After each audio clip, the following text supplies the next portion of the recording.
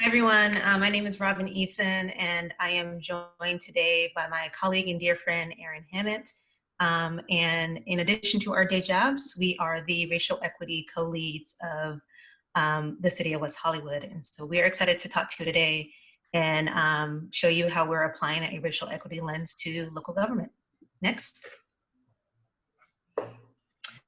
So the social justice origins of West Hollywood began with a need for affordable housing preservation, led largely by Russian Jewish immigrants population in 1980s, and the need for social services protections and provisions for the LGBTQ community during the AIDS crisis. Since then, WeHo has held fast to its core values throughout its 30 plus years of existence and joined the Government Alliance for Racial Equity to help us operationalize racial equity within City Hall and within the community. So this slide really talks about why we should lead with race. Race is known to be a key predictor of life outcomes and treatments of individuals and communities. And since race is often the elephant in the room, it is important to build and nurture an environment where we can normalize conversations about race, organize to achieve racial equity, and operationalize new behaviors. And so coming up next, we apply a racial equity lens to our collective work, be it departmental budgets and work plans, be it how we collect data, be it our programs, policies, practices, and procedures.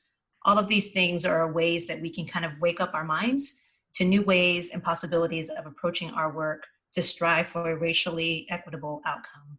So WeHo staff is leveraging the GARE network and its resources to do this within our city government, with the goal of a racial equity statement and a racial equity action plan in the coming years. All right, now we have a timeline, which I believe is paused for some reason. So I'm gonna go over our accomplishments to date. We are currently normalizing to build common language, shared understanding with frequent all-staff presentations and communications.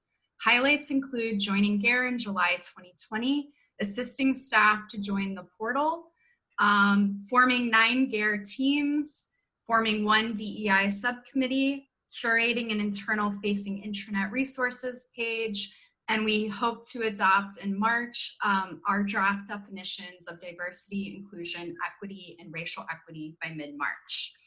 All right, now we have for 2021, the following 7 goals for our work plan. I would say our major goal is number 7, where we want to draft a racial equity statement for city adoption by December 2021. And then finally, bringing it all back full circle to West Hollywood's core values.